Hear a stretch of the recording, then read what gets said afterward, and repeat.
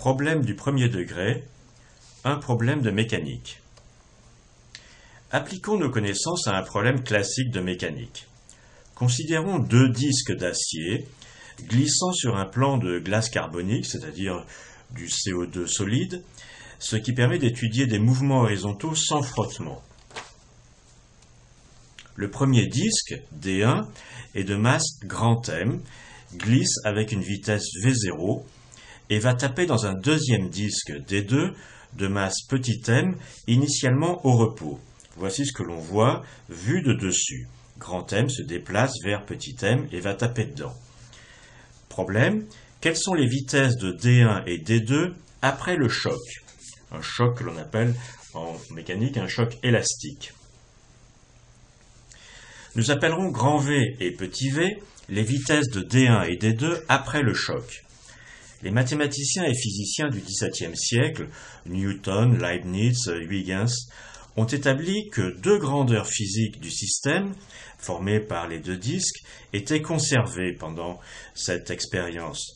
1. La quantité de mouvement et 2. L'énergie cinétique.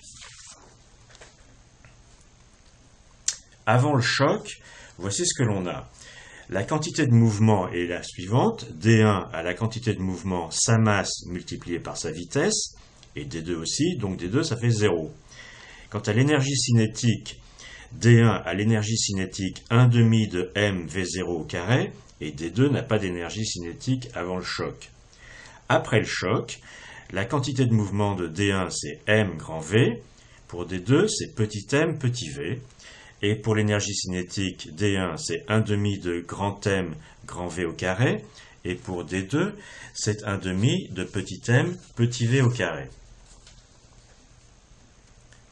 Notons que l'énergie cinétique, d'une manière générale, c'est ce que l'on appelle une grandeur scalaire. Elle est mesurée par un nombre.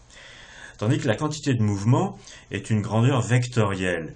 C'est en fait une vitesse multipliée par un nombre. Donc c'est un vecteur multiplié par un nombre. Mais ici, comme on va l'étudier le long d'un axe à une dimension, on peut la traiter comme un scalaire. Alors, on a les équations suivantes. Premièrement, conservation de la quantité de mouvement. Grand M V0 est égal à grand M grand V plus petit m petit v. Et puis, conservation de l'énergie cinétique. 1/2 de grand M V0 au carré égale 1/2 de grand M grand V au carré plus 1/2 de petit m petit v au carré. C'est un système d'équations, c'est-à-dire des devinettes, vous vous rappelez, où les inconnus sont grand V et petit v. Tandis que tout le reste, grand M, petit m et V0, sont des données du problème. Alors on va faire un peu d'algèbre là-dessus. Pour ce qui est de la première équation, on va tout simplement diviser partout par grand M, parce que d'une manière générale, dans ce système, le paramètre qui compte en ce qui concerne les masses, c'est simplement leur rapport, petit m sur grand M. Donc la première équation donne V0 égale grand V plus petit m sur grand M fois petit v. Et la deuxième équation, eh bien, j'ai mis V0 au carré, je l'ai remplacé par sa valeur, donnée par cette équation-ci. Et puis par ailleurs, j'ai multiplié partout par une part 2, et puis j'ai divisé par grand M. Donc j'obtiens V0 au carré, c'est-à-dire V plus petit m sur grand M, petit v au carré, égale grand V au carré plus petit m sur grand M, petit v au carré. Alors je développe le côté gauche, donc j'ai grand V2 plus 2 petit m sur grand M, grand V, petit v, plus petit m sur grand M au carré, petit v au carré, égale ça. Et donc, on a grand V au carré qui s'en va, qui simplifie. Et on finit avec 2 fois grand V petit v, c'est-à-dire ici 2 fois grand V petit v, parce que j'ai multiplié partout par grand M sur petit m, plus donc petit m sur grand M, ce n'est plus au carré, fois petit v au carré, égale petit v au carré.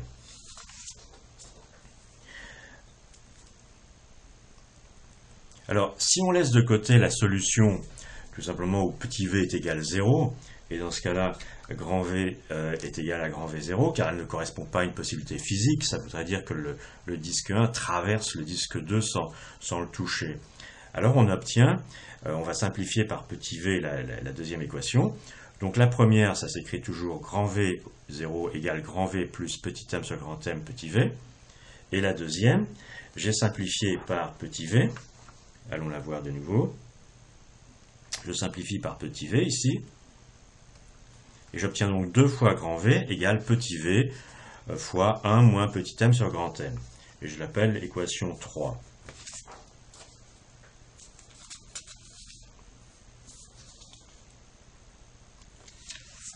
Alors, on en tire que grand V est égal à petit v sur 2 fois 1 moins petit m sur grand M. C'est l'équation 3 qui donne ça. Et en utilisant à nouveau l'équation 1, j'ai grand V0 égale eh bien, ce grand V plus petit m sur grand M petit v. Donc, c'est grand V0 égale petit v fois 1,5 plus petit m sur 2 fois grand M.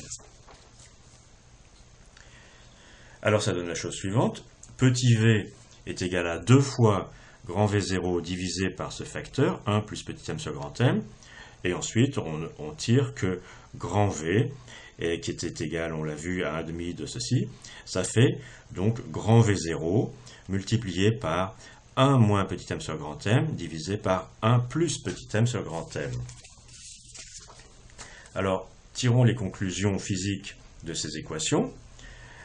Premièrement, si petit m sur grand M est très petit, je reviens ici, si petit m sur grand M est très petit, eh bien on voit que petit v est presque 2 fois V0. Donc si le deuxième disque D2 est très léger par rapport au premier, eh bien il va partir à une vitesse double du premier. Et en même temps, si, encore une fois, petit m sur grand M est très petit, eh bien la vitesse du premier ne va pas beaucoup changer. Ça, c'est la première observation. Au maximum, D2 va partir avec une vitesse double de D1, et D1 ne freinera pas beaucoup. Regardons maintenant le cas où petit m sur grand M, petit m et grand M sont égaux, c'est-à-dire petit m sur grand M égale 1. Alors si petit m sur grand M égale 1, petit v va être égal à V0, c'est-à-dire que le disque D2 va partir avec la vitesse du disque D1. Quant au disque D1, il va s'arrêter. Et ça, c'est ce qui se passe quand on fait aux boules un carreau, c'est-à-dire qu'on tape exactement avec sa boule dans une autre boule, l'autre boule décampe et notre boule s'arrête exactement là où se trouvait l'autre. Et troisièmement, regardons le cas de figure où petit m est très grand par rapport à grand M.